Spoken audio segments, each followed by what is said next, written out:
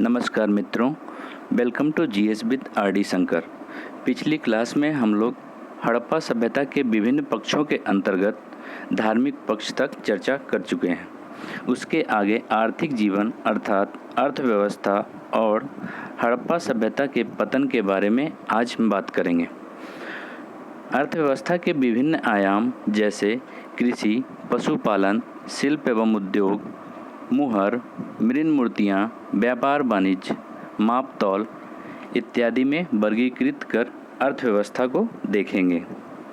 जहाँ तक बात कृषि की आती है तो इसमें हम देखते हैं कि हड़प्पा सभ्यता के बड़े नगरों से मिले अन्नागार एवं अनेक प्रतिच्छेदी वृत्त वाला जार व्यापक पैमाने पर कृषि कार्य की जानकारी की ओर इंगित करते हैं।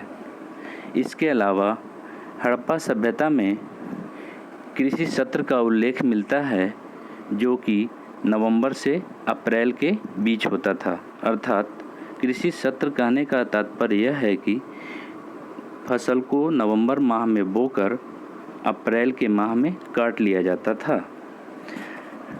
वहीं पशुपालन की बात करें तो पशुपालन सिंधु सभ्यता के आर्थिक जीवन का महत्वपूर्ण आधार था, जो कृषि, परिवहन, विपणन तथा भोजन के लिए आवश्यक था। इसमें विभिन्न पशुओं के बारे में उल्लेख मिलता है, जैसे बिना कुबड़ वाले बैल, भैंस, गाय, भेड़, बकरी, कुत्ते आदि। जब हम शिल्प एवं उद्योग की बात करते हैं तो इसमें चन्हू दड़ों एवं लोथल से मनका बनाने का कारखाना मिलता है। मिट्टी एवं धातु के बर्तनों के निर्माण के साथ साथ मनके और मोहरों का निर्माण प्रमुख शिल्प था। बालाकोट तथा लोथल से शिल्प उद्योग मिला है। इसके अलावा शंख, सीप एवं हाथी दांत से भी विभिन्न वस्तुओं का निर्माण किया जाता था। हड़प्पा सभ्यता के लोग गोमेद, जो कि एक प्रकार का पत्थर होता था, फिरोजा, लाल पत्थर तथा सेल खड़ी एवं सोने चांदी जैसे बहुमूल्य एवं अर्धकीमती पत्थरों से भी सुंदर मनके का निर्माण करते थे, जो कि हमें साक्ष्य के माध्यम से प्राप्त होता है। वहीं मुहर की बात करें तो सिंधु सभ्यता में लगभग 2500 मुहरें प्राप्त हुई हैं, जो कि आयताकार या वर्गाकार रूप में मिली हैं। वर्गाकार मुहर पर पशु के साथ लिपि उत्कीर्ण है, उत्कीर्ण मतलब अंकित, जबकि आयताकार मुहर पर केवल लिपि ही उत्कीर्ण है। अधिकांश मुहरें सेल खड़ी की निर्मित होती थी और कुछ मुहरें हाथी दांत से भी बनती थी। ये क्वेश्चन बहुत सारे एग्जामों में पूछा जा चुका है कि हड़प्पा सभ्यता की मुहरें किससे निर्मित होती थी, तो उसका आंसर है सेल खड़ी से निर्मित होती थी। मुहरों की बात करें तो इन मुहरों पर एक श्रृंगी पशु, भैंस, बाघ, बकरी तथा हाथी की आकृति उत्कीर्ण की जाती थी, जिसमें सबसे लोकप्रिय आकृति एक श्रृंगी पशु की है। लोथल से एक मुद्रा पर बीज बोने के यंत्र जैसी आकृति मुहरों पर अंकित है। वहीं बात करें मृण मूर्तियों की तो मृण मूर्तियों में हम देखते हैं कि हड़प्पा सभ्यता में पाई गई विभिन्न मूर्तियों का प्रयोग संभवतः खिलौना तथा पूज्य प्रतिमाओं के रूप में होता था। मुख्यतः ऐसे मृण मूर्तियों में पशुओं, पक्षियों तथा स्त्रियों के चित्र उत्कीर्ण किए गए हैं। इनमें से अधिकांश चित्र पशुओं के मिलते हैं। अधिकांश मतलब कि लगभग 3/4 जो मृण मूर्तियों पर चित्र मिलते हैं वो पशुओं के मिलते हैं। इसके अलावा हड़प्पा से लाल बलुए पत्थर का एक पुरुष मिला है जिसका पेट कुछ निकला हुआ है। संभवतः यह यूनानी कला के नज़दीक लगती है, परंतु इसके हाव भाव से भारतीय कला के भी समकक्ष माना जाता है। मोहनजोदड़ो से सेल खड़ी से निर्मित पुरुष आकृति का ऊपरी धड़ प्राप्त हुआ है जो कि 19 सेंटीमीटर लंबा है। चेहरे पर दाढ़ी है। यह ध्यान मुद्रा में है। इसके अलावा मृण मूर्तियों में यदि बात करें तो धातु मूर्ति की, तो धातु मूर्तियाँ हड़प्पा सभ्यता में मोहनजोदड़ो, चन्हूदड़ो, लोथल, कालीबंगा से प्राप्त हुई है। इस प्रकार के प्रश्न पूछे जा चुके हैं कि हड़प्पा सभ्यता में धातु मूर्ति कहाँ से प्राप्त हुई है, तो इसका आंसर है मोहनजोदड़ो, चन्हूदड़ो, लोथल और कालीबंगा। इसके अलावा मोहनजोदड़ो एवं चन्हूदड़ो से कांस्य की एक नग्न नर्तकी की मूर्ति मिली है। चन्हूदड़ो से कांसे की एक इक्का गाड़ी तथा हड़प्पा से कांसे की एक इक्का गाड़ी मिली है। इक्का गाड़ी कहने का मतलब आज के संदर्भ में आप घोड़ा गाड़ी को देख सकते हैं। इसके अलावा लोथल तथा कालीबंगा से तांबे के बैल की आकृति मिली है। वहीं मृण मूर्तियों के अंतर्गत प्रस्तर मूर्ति अर्थात पत्थर निर्मित मूर्तियों की बात करें तो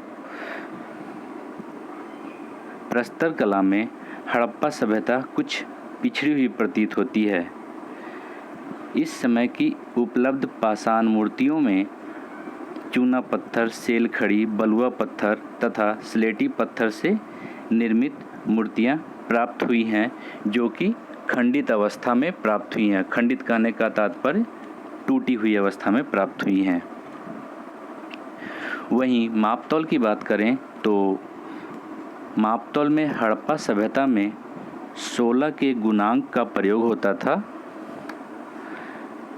ये क्वेश्चन कई बार एग्जाम में पूछा जा चुका है कि हड़प्पा सभ्यता में मापतौल की इकाई क्या थी, तो 16 एवं उसके गुणांक। इसके अलावा मोहनजोदड़ो से सीप का बना मानक बाट मिला है जो मापतौल के काम में आता था। लोथल से हाथी दांत का एक स्केल मिला है, ये भी मापतौल में उपयोग में आता था। अब बात करते हैं व्यापार वाणिज्य एवं बाह्य संपर्क का प्रभाव के बारे में। तो हड़प्पा सभ्यता के व्यापार वाणिज्य के बारे में यह सर्वविदित है कि यहाँ का व्यापार उन्नत अवस्था में था जो कि आंतरिक एवं बाह्य दोनों रूप में था। हड़प्पा तथा मोहनजोदड़ो व्यापारिक मार्गों पर बसे थे तथा प्रसिद्ध व्यापारिक केंद्र थे। यहाँ यह भी ज्ञात है कि व्यापार हड़प्पा सभ्यता में जल और स्थल दोनों मार्गों से होता था। इसी संदर्भ में हम पिछली क्लास में विभिन्न बंदरगाह नगरों के बारे में भी देख चुके हैं जो कि लोथल, कुंतासी जैसे नगरों से साक्ष्य मिले हैं। मुख्य रूप से यहाँ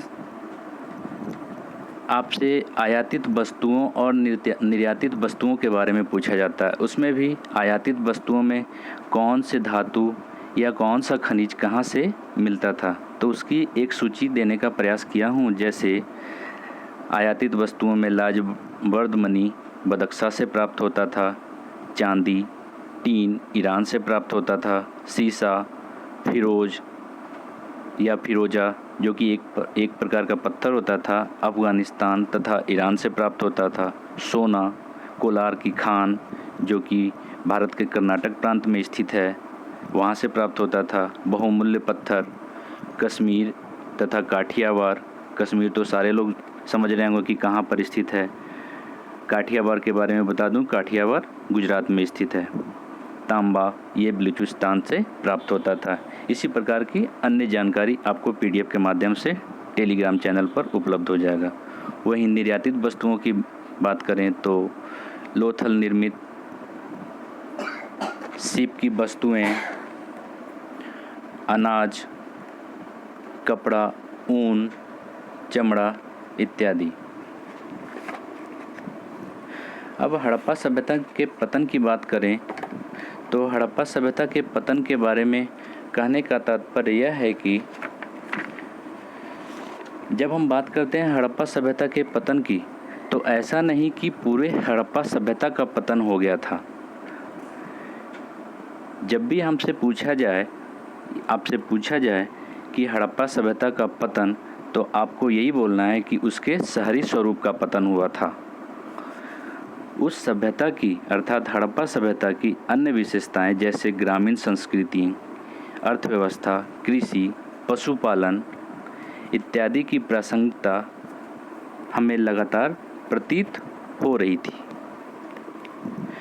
इसमें हड़प्पा सभ्यता से संबंधित एक महत्वपूर्ण बात यह है कि उसके पतन के बारे में जो विभिन्न विद्वान मत दिए हैं और उसके प्रवर्तक का नाम मिलान करने के लिए, टैली करने के लिए आपको दिया जाता है या फिर फ्लैट क्वेश्चन पूछा जाता है।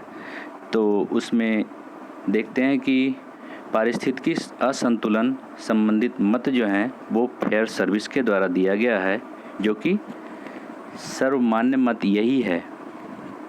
वहीं नदी के मार्ग में परिवर्तन से इस सभ्यता के पतन को देखने वाले विद्वानों में माधव स्वरूप वत्स एवं डेल्स का नाम आता है। बाढ़ संबंधित मत SR राव के द्वारा दिया गया। बाह्य आक्रमण व्हीलर महोदय के द्वारा दिया गया। महामारी या बीमारी का मत KUR कनेडी के द्वारा दिया गया।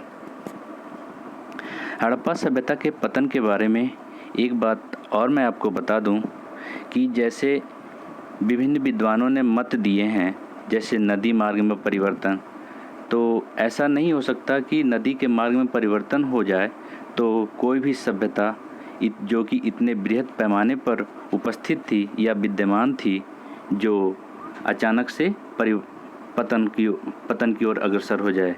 वैसे ही बाढ़ से भी पूरे सभ्यता का पतन एकदम से स्वीकार नहीं किया जा सकता। इसी प्रकार के अन्य भी देखेंगे, जैसे बाह्य आक्रमण, महामारी, बीमारी से पूरे सभ्यता का पतन नहीं हो सकता।